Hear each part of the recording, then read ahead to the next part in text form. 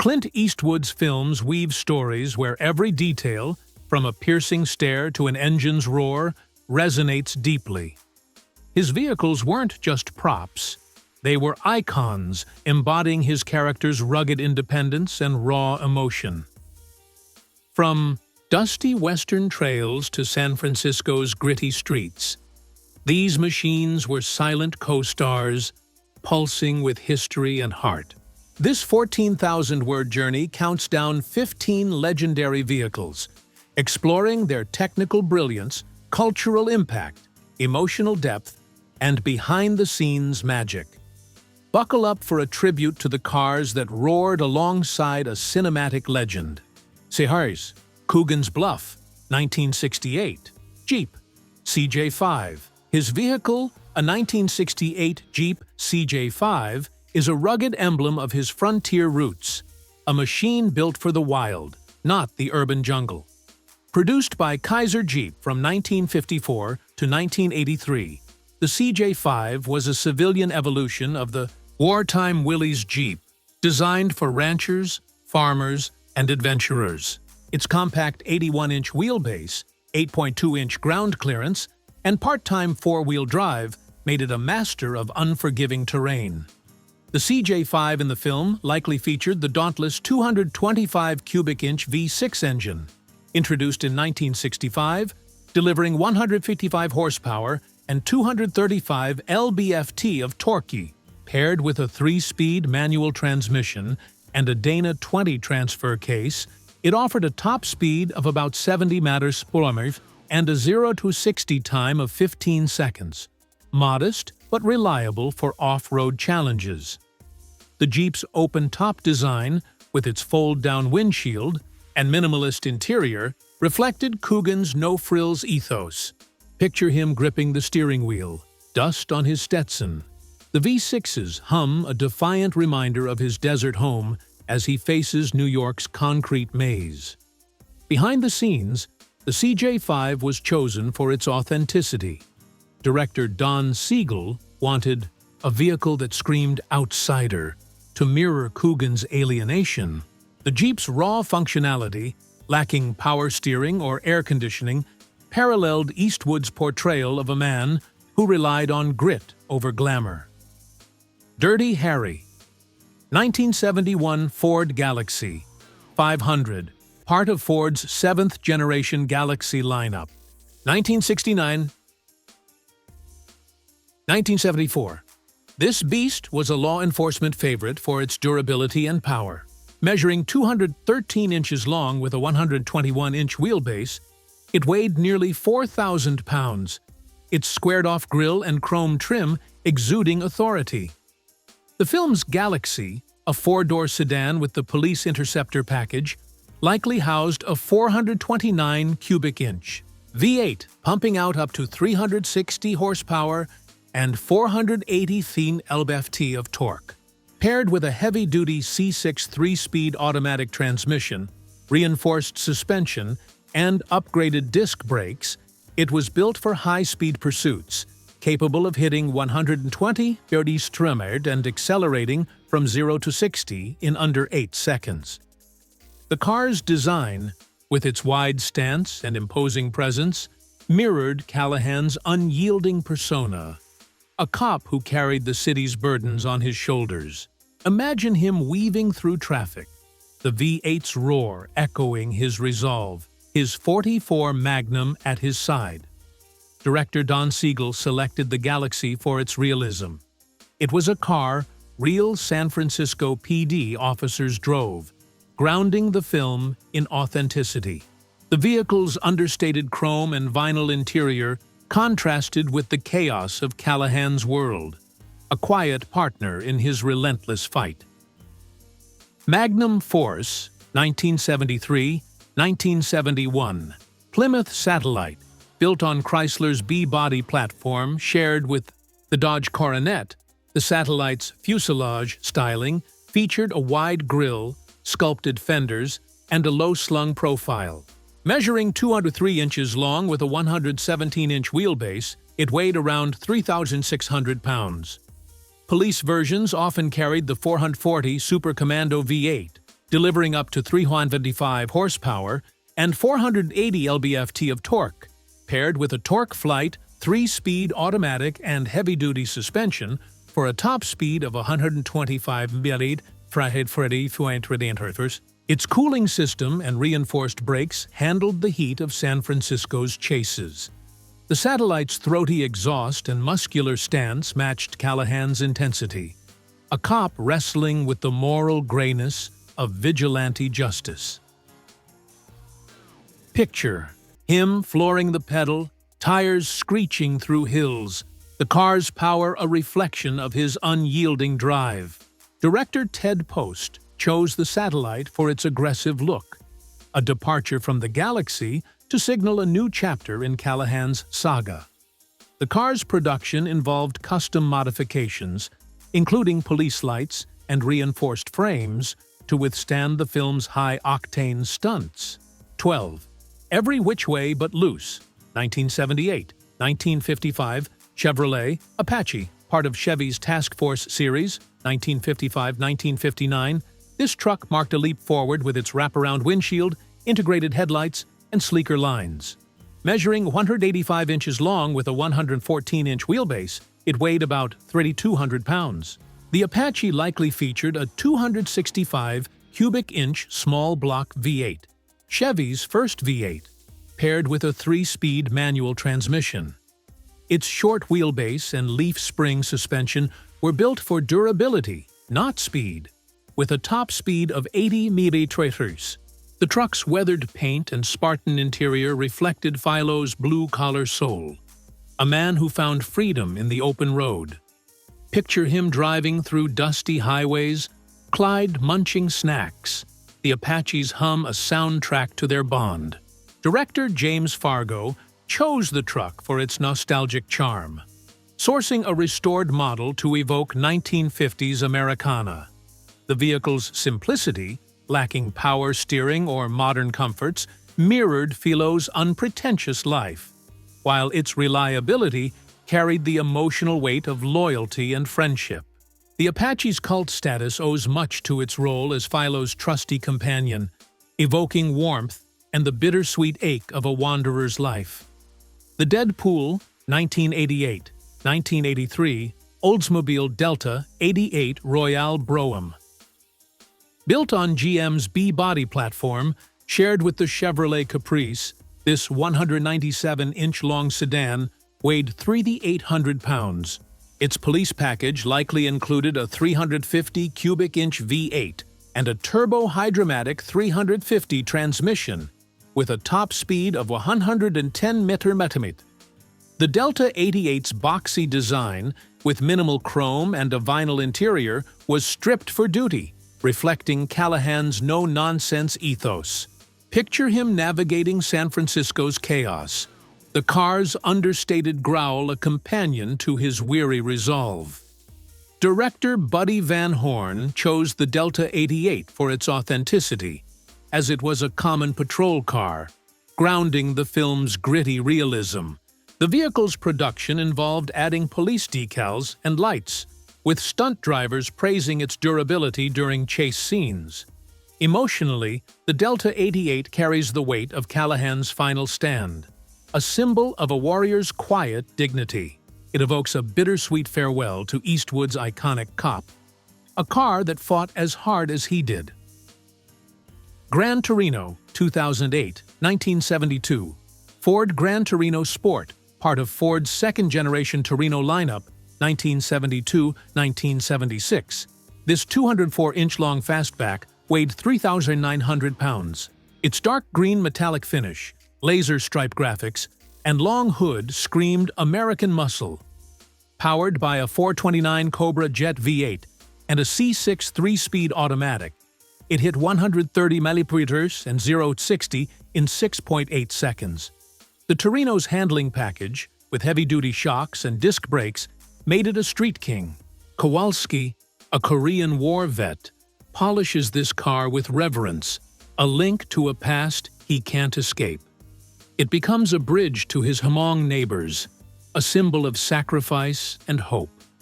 Picture him standing by it, his weathered hands tracing its curves. The car a mirror to his soul. Director Eastwood himself insisted on a pristine Torino, sourcing a restored model to reflect Kowalski's care. The car's emotional weight, pride, loss, and legacy resonates deeply, making it one of Eastwood's most iconic rides, a testament to the power of redemption. 9. City Heat, 1984-1933 Ford Deluxe. Coupe measuring 182 inches long with a 112-inch wheelbase, this lightweight coupe was powered by a 221 cubic inch flathead V8 paired with a 3-speed manual. Its slanted grille, chrome accents, and 5-window design made it a favorite of bootleggers and hot rodders. The car's agility, with a top speed of 85 km/h, suited back alley getaways. Picture Eastwood cruising through jazz-filled streets, the coupe's elegance clashing with the grit of mob wars. Director Richard Benjamin chose the Ford for its period. Accuracy, sourcing a restored model to evoke the era's danger and style. The car's production involved custom paint and chrome polishing to shine under film lights.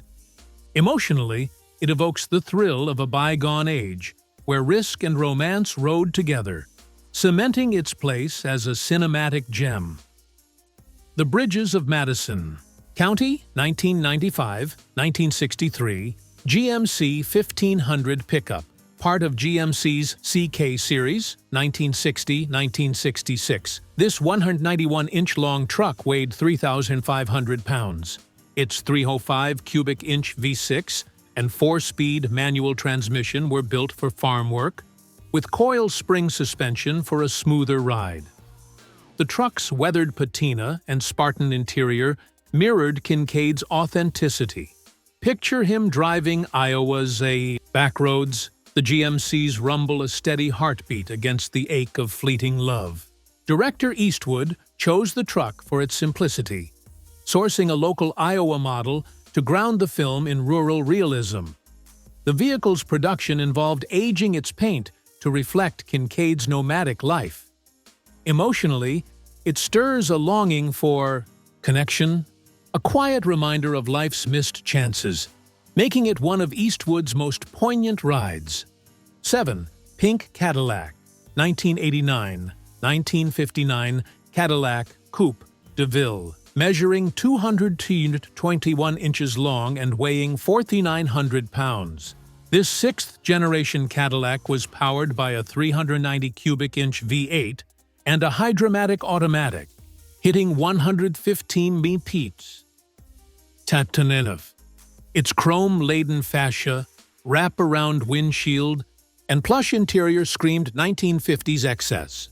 In the film, Eastwood's bounty hunter chases this flamboyant beast, turning it into a character of humor and heart. Picture it gleaming under Texas sun, its chrome catching dreams of an optimistic era. Director Buddy Van Horn chose the pink hue to amplify the film's playful tone, sourcing a custom-painted model. The car's production involved meticulous chrome restoration to dazzle on screen. Emotionally, it radiates joy and rebellion, a standout in Eastwood's oeuvre that evokes the thrill of the chase. Play Misty for Me, 1971-1958 Jaguar XK150, drophead coupe measuring 177 inches long with a 102-inch wheelbase. It weighed 3,400 pounds. Its 3.4-liter inline-6 and 4-speed manual transmission hit 130 mph, with independent front suspension for spirited driving. The car's aluminum body and curvaceous lines mirrored Garver's refined yet daring persona. Picture him cruising California's coast, the Jaguar's purr a deceptive calm before the storm of obsession. Director Eastwood chose the XK150 for its elegance, sourcing a pristine model to contrast the film's suspense. The car's production involved custom lighting to highlight its curves. Emotionally, it evokes a longing for freedom tinged with danger, making it one of Eastwood's most stylish rides. The Mule, 2018, 1972 Ford F-250. Measuring 200 inches long and weighing 4,200 pounds, it featured a 460 cubic inch V8 and optional four-wheel drive. Its squared-off design and heavy-duty frame suited Earl's cross-country runs. Picture him driving endless highways. The F-250's hum a companion to his solitude, its weathered exterior carrying the scars of his life. Director Eastwood chose the truck for its rugged authenticity, sourcing a restored model to reflect Earl's work ethic. The vehicle's production involved aging its paint to evoke a lived-in feel. Emotionally, it stirs empathy for a man grappling with regret, a testament to quiet strength. Honky Tonk Man, 1982-1938, Lincoln K. LeBaron. Convertible, measuring 210 inches long with a 125-inch wheelbase. This 4,800-pound convertible was powered by a 414 cubic inch L-head V12 engine, producing 150 horsepower and 270 lb-ft of torque.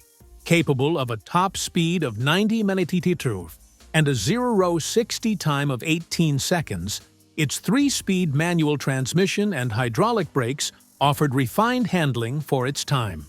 The Lincoln's Art Deco design, sweeping fenders, a chrome-accented grille, and a low-slung profile exuded elegance, while its handcrafted leather interior, wood-trimmed dashboard, and convertible top spoke of bespoke craftsmanship. In the film, the Lincoln is Stovall's beacon of hope, a vehicle that carries his dreams of stardom through dusty roads and hard times. Picture him behind the wheel, wind in his hair, the V12's smooth hum a counterpoint to the poverty around him, his eyes fixed on a Nashville audition that promises salvation. Director Eastwood, also the film's star, chose the LeBaron for its period authenticity, sourcing a meticulously restored model from a California collector. Thunderbolt and Lightfoot, 1974-1973, Pontiac Firebird Trans Am, part of Pontiac's second-generation Firebird. Lineup, 1970-1981, the Trans Am was a performance legend, measuring 192 inches long with a 108-inch wheelbase and weighing 3,600 pounds. Its 400 cubic inch V8 engine, equipped with a 4-barrel carburetor, delivered 330 horsepower and 430 lb-ft of torque, achieving a top speed of 130 mph and a 0-60 time of 5.8 seconds. The Trans Am's signature shaker hood scoop, feeding air directly to the engine, gave it a predatory look, complemented by a bold front fascia, flared fenders, and optional screaming chicken hood decal. Paired with a 4-speed manual or turbo-hydromatic 3-speed automatic transmission, it featured heavy-duty suspension, power-assisted front disc brakes, and 15-inch rally wheels with Goodyear polyglass tires for superior handling. In the film, the Trans Am is a symbol of freedom and defiance, tearing through highways in high-speed getaways that pulse with adrenaline. Picture Eastwood and Bridges racing through Montana's open roads, the V8's roar echoing their outlaw camaraderie, the car's sleek lines cutting through the wind like a bullet. Director Michael Cimino selected the Trans Am for its aggressive style, sourcing a performance-tuned model from a Los Angeles stunt coordinator. Production details reveal multiple Trans Ams were used, one for close-ups, another for high-speed stunts, with reinforced frames and roll cages to withstand crashes. The Enforcer, 1976. 1973, Ford. Gran Torino Sport, part of Ford's intermediate-sized Torino. Lineup, 1972-1976. This fastback measured 204 inches long with a 114-inch wheelbase, weighing 3,900 pounds. Its 429 Cobra Jet V8 engine, a powerhouse with a 4-barrel carburetor, produced 370 horsepower and 450 lb-ft of torque, hitting a top speed of 135 mph. and a 0-60 time of 6.5 seconds. The Torino's distinctive fastback roofline, dual racing stripes, and wide chrome grille screamed raw aggression, while its handling package, featuring heavy-duty shocks, front disc brakes, and power steering, made it ideal for urban chases. In the film, the Torino is Callahan's relentless ally, navigating tight alleys and steep hills in pursuit of criminals. Picture Eastwood behind the wheel, his steely gaze fixed. The V8's growl a warning to those who defy justice, the car's tires screeching as he corners with precision. Director James Fargo chose the Torino for its menacing aesthetic, sourcing a stunt-ready model from a Hollywood prop house.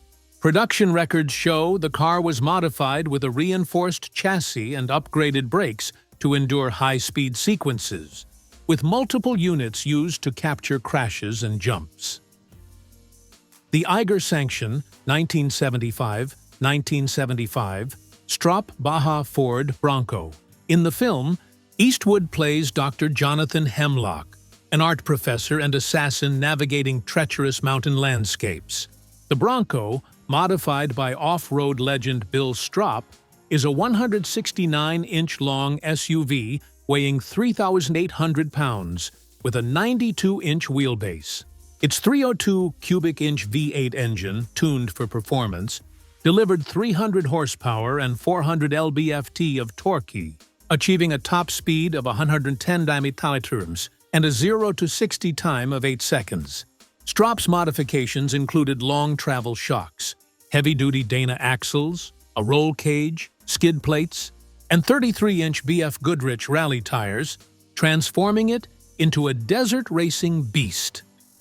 The Bronco's lightweight fiberglass hood and reinforced frame made it agile on icy trails, perfectly mirroring Hemlock's resourcefulness. Picture Eastwood piloting it through alpine switchbacks, snow flying, the V8's roar cutting through the silence, the Bronco's silhouette, a symbol of survival against all odds. Director Eastwood, doubling as star, chose the Strop Baja Bronco for its rugged authenticity, sourcing a custom-built model from Strop's California shop. Eastwood's vehicles are storytellers, carrying the soul of his characters and their worlds. From the CJ5's frontier grit to the Trans Am's rebellious roar, they evoke nostalgia, pride, and the ache of lives lived boldly. Which ride revs your heart? Share your thoughts and join the journey through Eastwood's cinematic legend. Share your thoughts in the comments, and don't forget to like and subscribe for more dives into Hollywood's hidden history.